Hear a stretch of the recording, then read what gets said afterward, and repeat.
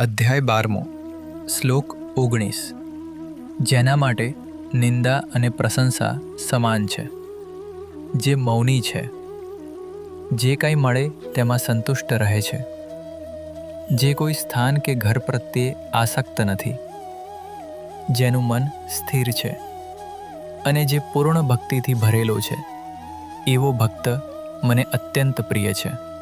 ભગવાન કહે છે કે જેના માટે નિંદા અને પ્રશંસા બંને સમાન છે, તેનો અર્થ એવો નથી કે સાચા ભક્તને અપમાનની કોઈ અનુભૂતિ જ થતી નથી, અથવા તે એટલો અસમજદાર છે કે તેને પ્રશંસા કે નિંદાનો અર્થ જ સમજાતો નથી. આજે જે લોકો કોઈના વખાણ કરે છે, એ જ લોકો આવતીકાલે તેની નિંદા પણ કરી શકે છે, અને આજે જેની નિંદા થઈ રહી છે તે જ વ્યક્તિ આવતીકાલે સૌના વખાણનો પાત્ર બની શકે છે. આથી પ્રશંસા અને નિંદા કોઈ શાશ્વત સત્ય નથી. સાચો ભક્ત અથવા પૂર્ણ પુરુષ માત્ર બહારથી જ નહીં પરંતુ અંદરથી પણ મૌન હોય છે. અહીં મૌનીનો અર્થ માત્ર ઓછું બોલનાર વ્યક્તિ નથી. સાચો મૌની એ છે જે હંમેશા ઊંડા અને વિવેકપૂર્ણ ચિંતનમાં રહે છે. જેના વિચારો પરિપક્વ હોય છે તે સ્વાભાવિક રીતે ઓછું બોલે છે. આદિ શંકરાચાર્ય પણ મૌની તેને કહે છે, જે સતત આત્મચિંતન અને સત્યના મનનમાં લીન રહે છે. ખરું, મૌન હોઠનું નહીં પણ મનનું મૌન છે. સાચા ભક્તને પોતાના જીવનનું અંતિમ લક્ષ્ય સ્પષ્ટ હોય છે.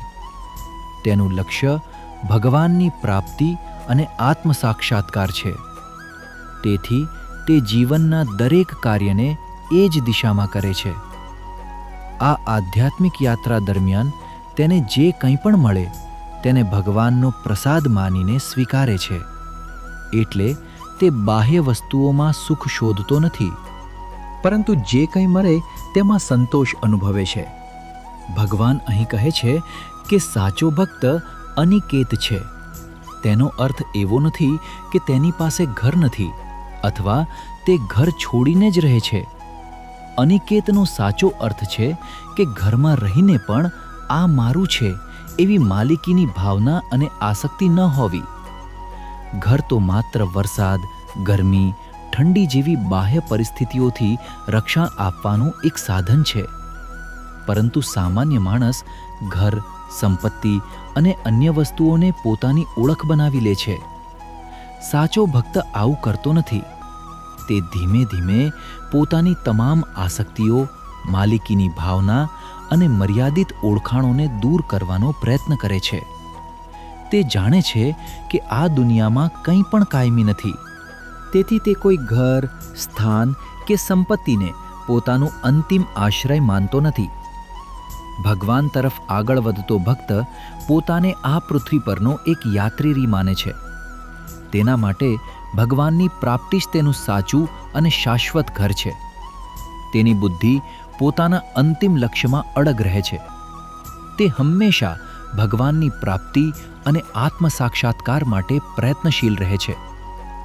આવા અડગ નિશ્ચય, અનાસક્તિ અને અખંડ ભક્તિ ધરાવતા ભક્ત વિશે ભગવાન કહે છે, એવો ભક્ત મને અત્યંત પ્રિય છે.